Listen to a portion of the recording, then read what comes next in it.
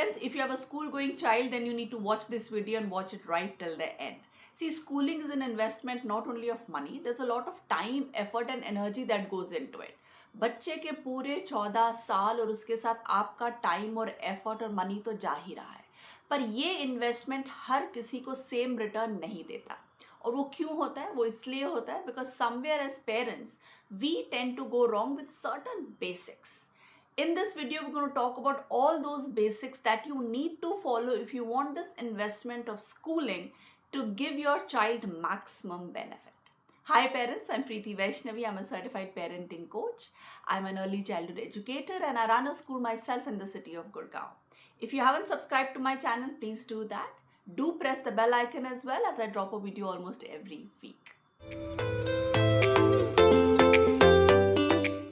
So if you have a school going child, the first thing that you need to do is make a promise to yourself that I am going to be very particular about my child's attendance. मेरा बच्चा किसी भी casual reason की वजह से school miss नहीं करेगा. कई पेरेंट्स को मैं देखती हूँ कि घर में कोई भी चाचा ताया बुआ आ जाते हैं और बच्चा स्कूल मिस करके घर पे बैठ जाता है. देखिए, यहाँ पे we need to understand one thing very very clearly. When a child misses a school, let's say for 2 days, जो स्कूल वर्क उसका सफ़र करता है ना, वो कम से कम 4 दिन का होता है. और वो इसलिए होता है क्योंकि स्कूल एक रूटीन में चलता है, एक रिदम होती है उस रूटीन में. तो जब भी बच्चा ऑफ लेता है, उसे टाइम लगता है उस रिदम में आने में. जब छुट्टी के बाद बच्चा वापस आता है तो फोकस करने में, कॉन्सेंट्रेट करने में, टीचर की बात समझने में उसे टाइम लगता है. नोट्स टेकिंग का भी एक रिदम होता है, तो वो भी सफ़र करता है. तो ये बात दिमाग में रखिएगा कि if your child is missing school even for 2 days, जो स्कूल वर्क उसका सफ़र कर रहा है वो कम से कम 4 दिन का होगा. अटेंडेंस के बाद एक चीज़ जो हर एजुकेटर चाहता है कि उसके पेरेंट्स उनके बच्चों के साथ करें, वो है रिविजन. जो भी स्कूल में हो रहा है उसका रेगुलर रिविजन. अगर रोज़ नहीं हो पा रहा, then at least over the weekend.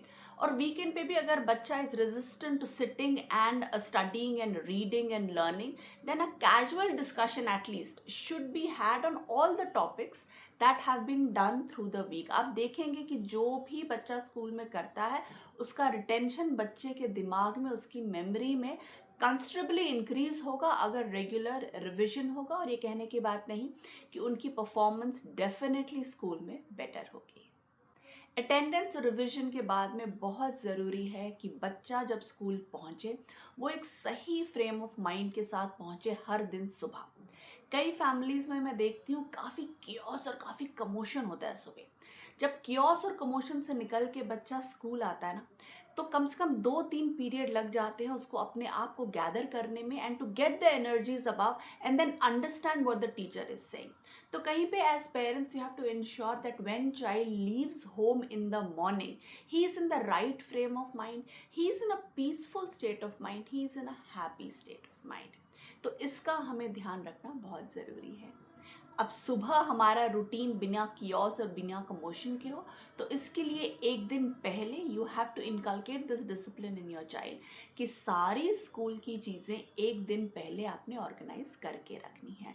आपका स्टेशनरी हुआ, आपका बैग हुआ, आपका यूनिफॉर्म हुआ, एक दिन पहले सब कुछ सेट होना चाहिए. बिकॉज मॉर्निंग टाइम बहुत इंपॉर्टेंट है कि घर में शांति बनी रहे, पीसफुल माहौल रहे और अच्छे स्टेट ऑफ माइंड से सब लोग घर के अपने दिन के काम के लिए निकले. इसके बाद बहुत ज़रूरी है, अगर आप चाहते हैं बच्चा स्कूल में अच्छी तरह से कॉन्सेंट्रेट करे, उसकी रात की नींद. आजकल कई बच्चे रात में ठीक तरह से सोते नहीं और दूसरे दिन स्कूल में आते हैं तो बिल्कुल कॉन्सेंट्रेट नहीं करते, बिल्कुल फोकस नहीं करते. तो school going kids need to have at least 9 to 10 hours of sleep, proper good sleep.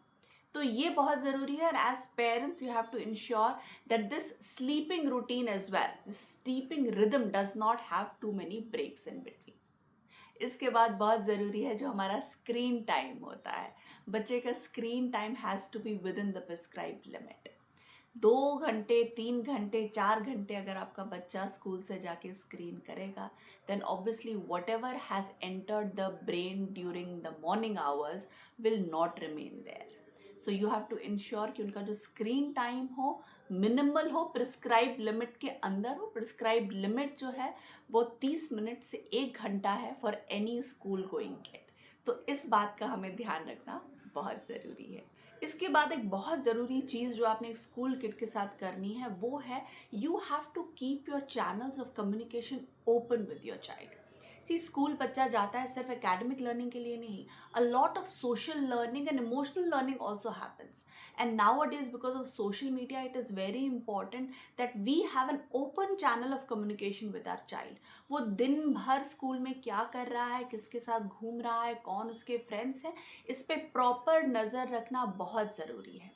कई पेरेंट्स की कंप्लेन होती है कि जब बच्चा स्कूल से आता है और हम उनसे पूछते हैं कि भाई तुमने दिन भर क्या किया, तो वहाँ से हमें कोई आंसर नहीं मिलता, बच्चा शेयर नहीं करना चाहता चीज़ें। देखिए, इसमें दो चीज़ें हैं।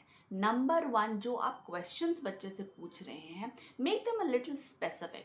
कई बार क्या होता है कि हम जनरल ओपन एंडेड क्वेश्चंस पूछते हैं कि आज स्कूल में क्या किया। अब इतना ओपन एंडेड क्वेश्चन होता है तो बच्चे को समझ नहीं आता कि क्या वो आपसे बोले और क्या नहीं बोले। कई बच्चे वर्बॉस होते हैं तो पूरे दिन की कहानी अच्छी तरह से बताते हैं, पर कई बच्चे वर्बॉस नहीं होते, अच्छी तरह से अपनी थॉट्स को, फीलिंग्स को वर्ड्स में पिरोना उन्हें नहीं आता।